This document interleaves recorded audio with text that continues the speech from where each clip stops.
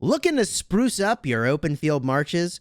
This video is going to give you the 5 or 6 very best pairs of marches that when you put them all together, my goodness, it is freaking unstoppable.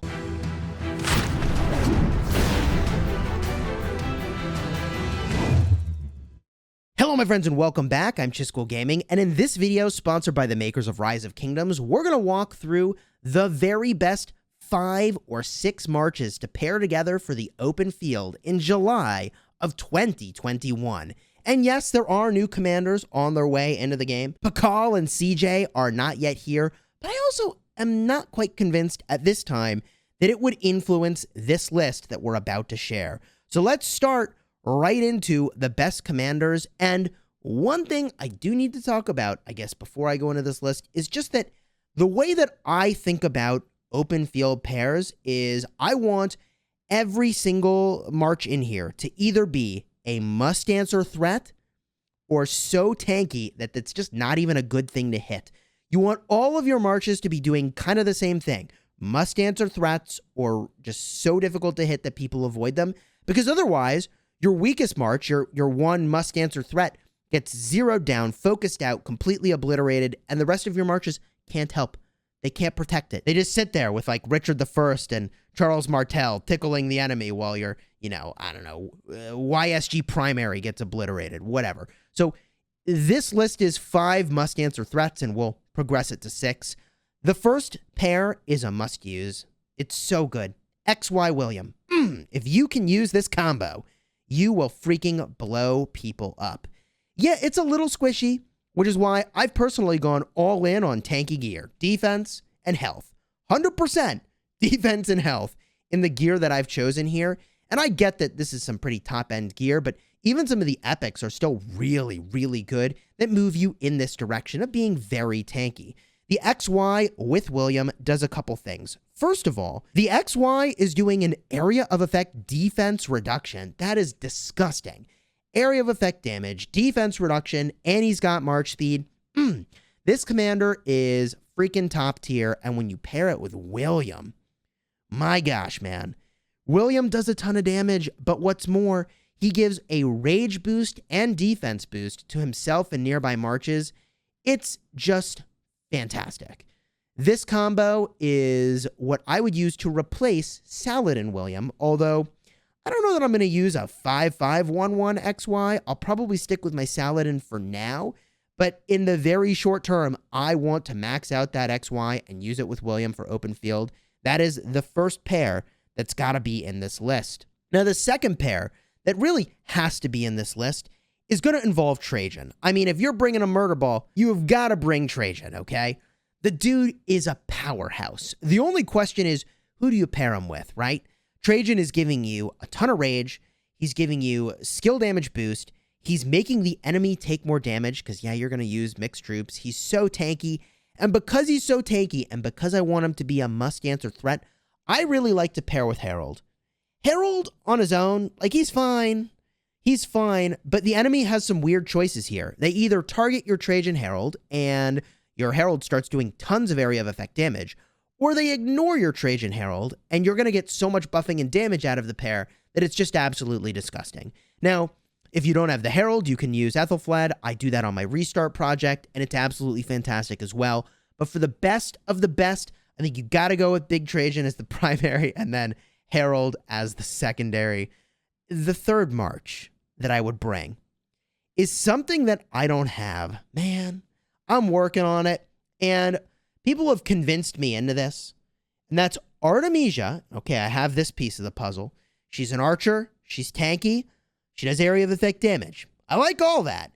And you pair her with Tamaris. And the key here is really the Tamaris. Man, freaking Tamaris. I'm working on her, all right?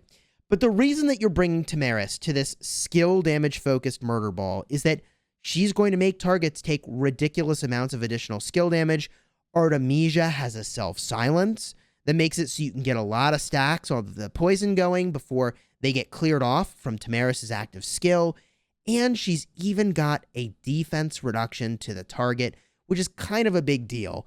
Tamaris, pretty squishy, but pair her with the Artemisia, with the defense tree and also the tankiness of her second skill, which is going to give you 40% of stats here. That's 20% defense, 20% health, is pretty freaking amazing. I normally am using the legendary set on one commander and then the epic set on another for my archer marches. And this is really solid. This is a really solid set of gear and combination of commanders to use. And we've got to get to our fourth pair now. And like, you know, how could you have an open field top list without using Guan, right? Guan's got to be there. And there's really only one commander to pair with Guan at the top of this list. I'm talking about the best of the best today. And sure, I'm using Alex, but the best of the best are, of course, going to pair with Leonidas. These two are designed to work together, and they are savage in the field. Leo brings the tankiness that Guan doesn't have, and Guan brings the damage elevation that really makes Leo's area of effect damage quite effective. Also, the Rage Restored makes the silence on Guan get out of hand, and also the damage boost on Leo that stacks over time is a pretty big deal, and if you really get into trouble, you start getting shields, which is not so bad. The Guan pair has to be a part of the top 5 murder ball, and the Leonidas is the #1 choice. Alexander the Great, your next best choice, and maybe Pakal could fit into there. Maybe. Pakal's looking pretty tanky. I mean, I don't think it's better than Leo because he's missing AoE and he's missing debuffs, but Pakal would be pretty good. Now, the final archer pair, and okay, spoiler alert, the final pair is archers. It's going to be a Nebu primary, and the reason we're using Nebu as the primary, who I'm struggling to find, and this is a problem that I have, is because, of course, you may be wondering, Chisgule, where's the E-Song? It's hiding behind your Nebu. These two do a ton of AoE damage.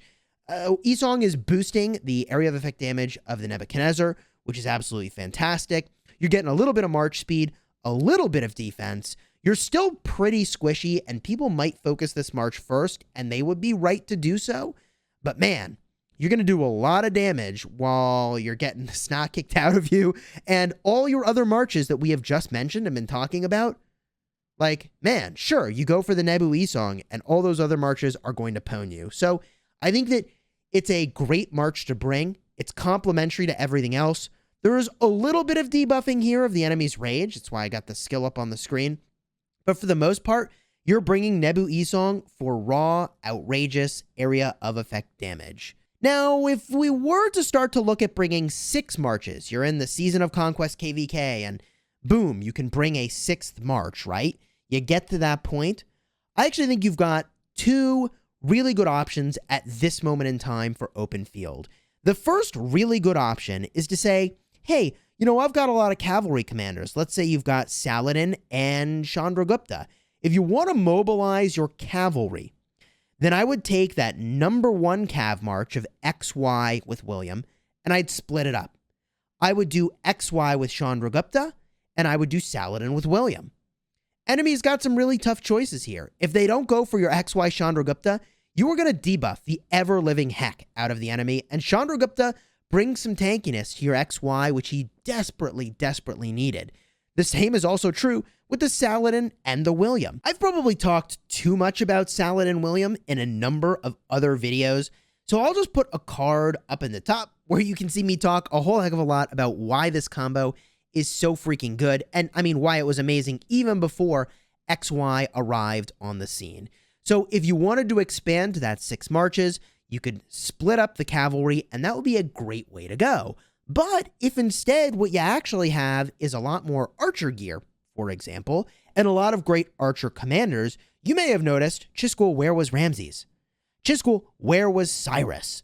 Well, you could pair together Cyrus primary with Ramses secondary, and that is a disgustingly good 6th archer march, 6th march overall, to bring to the open field. Now, you may notice all of these commanders that I'm talking about subbing in for the 6th march, they don't have area of effect damage. Not a ton of it, right? Not really. Like, yeah, Cyrus sort of has that.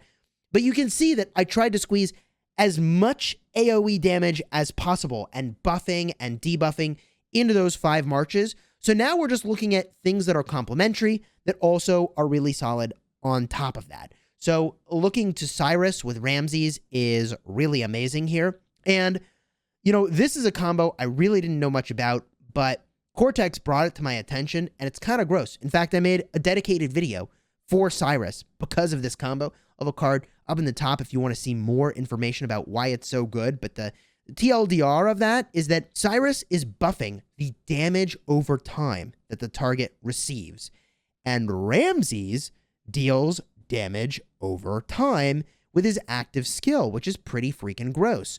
Ramses has always wanted a way to generate rage, but usually ends up being the primary commander. I use him for that, in part because the attack tree is pretty solid, but also because you really don't want like an Esong primary. It's just makes you too much of a target. You make the Ramses the primary, and that's probably the right choice. But when you've got the option of using Cyrus, man, he's going to generate a lot of rage. You're going to be powering out your debuffs very, very frequently. And it's not just making the target take additional damage over time effects, but also he's got an ability that makes your target deal less skill damage. Well, gee, when we're in a skill damage heavy meta, making the target deal less skill damage, and this is instant proc damage, is really, really good. He also does have AoE if the enemy decides to focus you, and Ramses brings a lot of tankiness to that pair. So yeah, they decide to focus you, but Ramses starts to really kick into high gear when he's being targeted. So he does reduce your skill damage taken by 30%, but he also starts to get march speed and also attack when you're being hit. The more March is hitting you, the more chance you have for that to fire off. He's also even got a little bit of healing, which is going to make it so your Cyrus Ramses lasts a really long time. I'm going to be perfectly honest. I wish that I could make these 6 marches in this KVK that I'm in right now. I've got a lot of sculptures saved up, but I just don't know if I'm going to have to be the person in our kingdom that's investing in CJ and investing in Pakal and to have to do all the testing, right, to figure out, is this going to be the rally pair? I don't know. But if I were able to use all my sculptures for open field and just snap it off right before Pass 5's opens, I would be making these marches that you see here and that I've just talked about slam dunk, hands down. But what I am going to use, because I just don't have that stuff right now, is probably going to be Saladin William, my next best thing for the XY William pair. I'm probably going to use Artemisia and Esong and Nebu with Ramses. I'm gonna use those 4 archers in some combination, right? I'm going to have Guan and Alex. That's going to be pretty awesome. And Trajan and Harold. And at some point, I'll have to figure out, okay, Chisgule, what's your 6th march going to be if you actually do get to bring 6 to the open field and I'm not stuck in a garrison? At some point, I'll have to figure that out. I do have 3 sets of infantry gear, which is pretty awkward. 3 sets of infantry gear, 2 sets of archer gear, 1 set of cav gear. And that's awkward because when I talked about the 6th march that you could bring, there's not an infantry pair that I think really is at the same tier as all the other stuff I mentioned. So I'm kind of a set down. I would have to do something kind of weird to weave in more of my infantry commanders. And like, maybe the play for me for a 6th march will be saying, okay, like maybe I max Leo, I have Guan Leo, and then I use Alex Harold, and then I use Trajan Ethel. Like that will be a pretty reasonable way to squeeze out 6 marches and to have 3 infantry marches. That's probably the way I do that. If you found this video helpful, though, you learned something about these commanders or the pairings, or these are pairings that you yourself might pursue, let me know down below in the comments. I'm slowly working on my Tamaris, so, you know, one of these days I'll max her from the daily bundle, and then I'm probably going to start using her in this crazy murder ball as well. I'll be eager to hear if you're also using the Tamaris with Artemisia and how you like it. And I got to give a quick shout out to Cortex, who helped me put together this freaking list. If you enjoyed, throw a like, subscribe, join our Discord, linked in the description, discord.gg/Chisgule. What are you waiting for? And I'll see you in the next video.